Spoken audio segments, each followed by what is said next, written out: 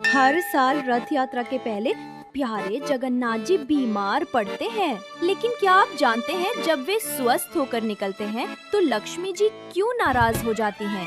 चलिए सुनते हैं एक बहुत प्यारी अनसुनी कथा। स्नान पूर्णिमा के दिन 108 कलशों से प्यारे जगन्नाथ, बलभद्र और सुभद्रा जी का पवित्र स्नान होता है। लेकिन इस स्नान के पश्चात भगवानों को ज्वर हो जाता है। उन्हें अड़सर गृह में ले जाया जाता है, जहाँ 15 दिन तक उनका खूब ध्यान रखा जाता है। 15 दिन बाद वे पूरी तरह स्वस्थ होकर मुस्कुराते हुए बाहर आते हैं। प्रिय लक्ष्मी, मैं बलभद्र और सुभद्रा के साथ गुंडीचा मंदिर जाना चाहता हूँ। वहाँ भक्तों से मिलूंगा और गुंडीचा माँ के पास कुछ शांत पल बिताकर 2 दिन में लौट आऊंगा। आपकी तबीयत अभी अभी तो ठीक हुई है, फिर भी जाना जरूरी है। थोड़ा बाहर घूमने से अच्छा लगेगा।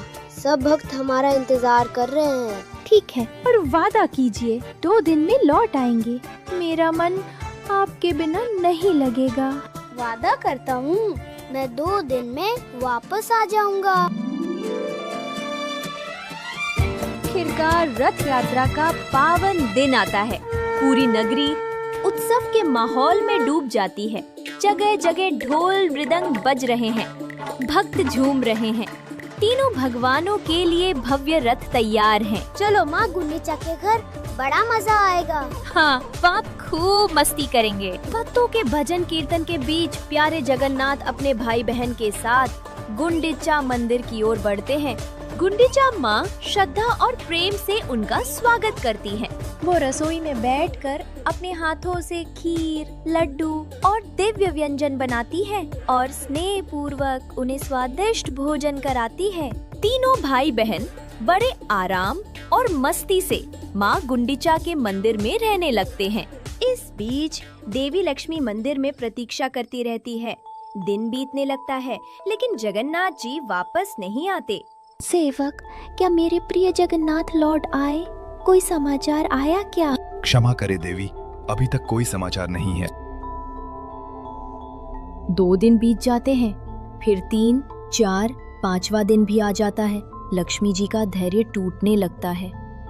2 दिन कहकर गए थे और अब 5 दिन हो गए, फिर भी नहीं लौटे। क्या उनके वचनों का कोई मूल्य नहीं है? मैं यहाँ उनकी प्रतीक्षा में बैठी हूँ। क्या मेरी कोई अहमियत नहीं है? अब बहुत हो गया, अब मुझे स्वयं ही जाना होगा। आज मैं उन्हें बताऊंगी कि वादा करके उसे न निभाने से क्या होता है। सेवकों, मेरी पालकी तुरंत सजाओ। सब मेरे साथ चलने की तैयारी करो।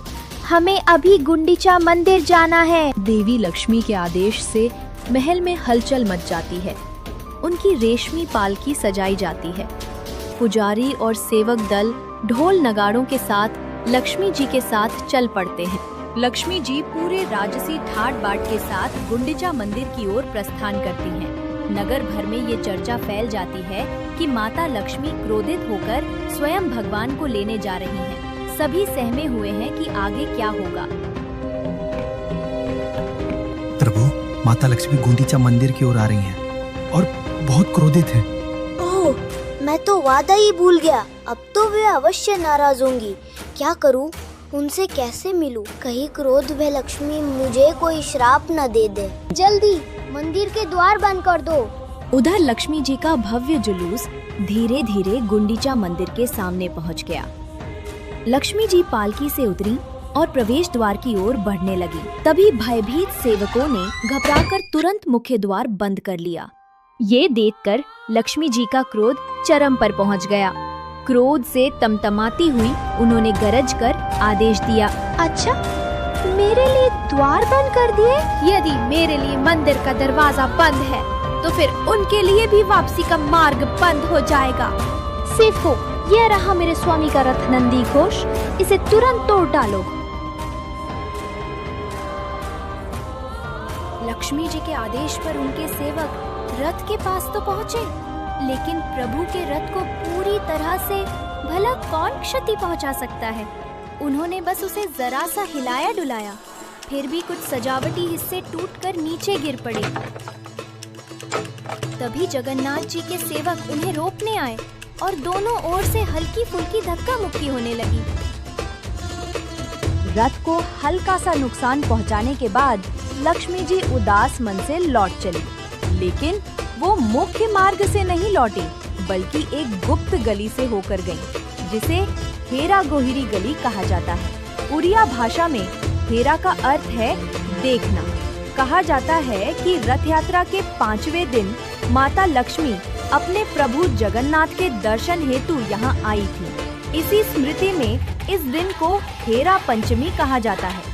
लक्ष्मी जी लौट तो गईं, पर क्या वे इतनी आसानी से जगन्नाथ जी को क्षमा कर देंगी?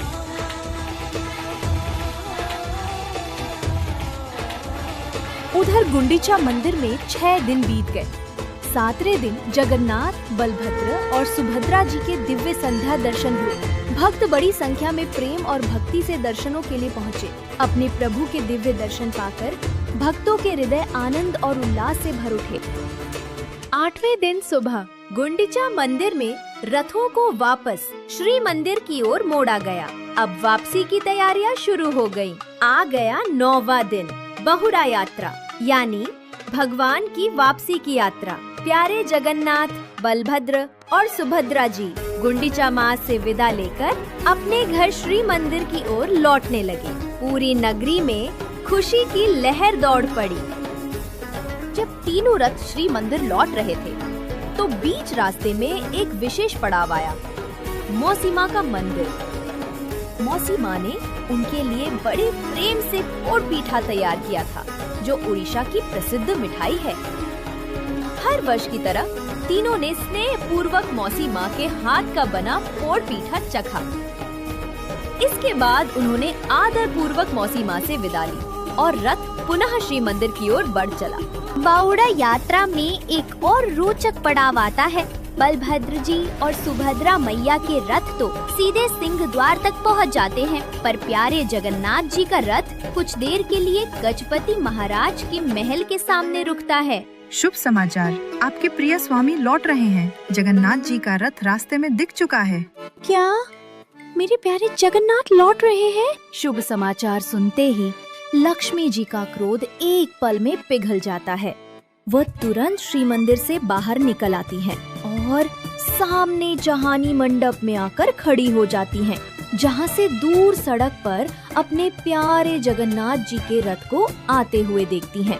फिर लक्ष्मी जी रसोई घर के रास्ते पीछे की ओर से होती हुई भेंट मंडप पहुंचती हैं। 9 दिन बाद आखिर उन्हें अपने स्वामी के दर्शन होते हैं। इस शुभ मिलन को लक्ष्मी नारायण भेंट कहा जाता है। जगन्नाथ जी अपनी विशेष फूलों की माला लक्ष्मी जी को अर्पित करते हैं। देवी लक्ष्मी श्रद्धा से रथ की परिक्रमा कर दर्शन करती हैं। दर्शन के पश्चात वे प्रसन्न मन से श्री मंदिर लौट जाती हैं। उनका क्रोध भले ही शांत हो गया हो, पर क्या वे सचमुच जगन्नाथ जी को इतनी आसानी से माफ कर देंगी? वो तो आगे पता चलेगा।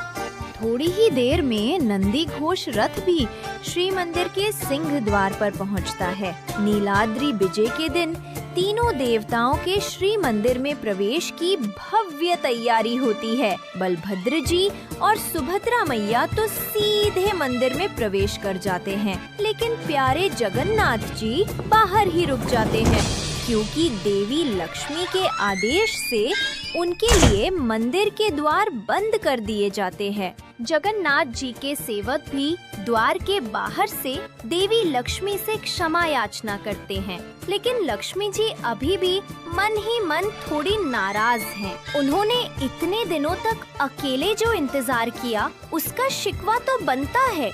आखिरकार जगन्नाथ जी अपनी प्रिय लक्ष्मी को मनाने के लिए ढेर सारे रसगुल्ले और सुंदर फूलों की माला लेकर आते हैं। देवी लक्ष्मी अपने स्वामी की विनती स्वीकार कर लेती हैं।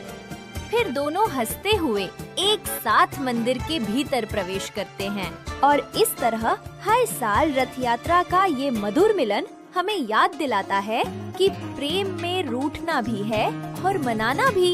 यदि आपको ये दिव्य कथा पसंद आई हो तो इसे लाइक, शेयर और चैनल को सब्सक्राइब करना ना भूलें।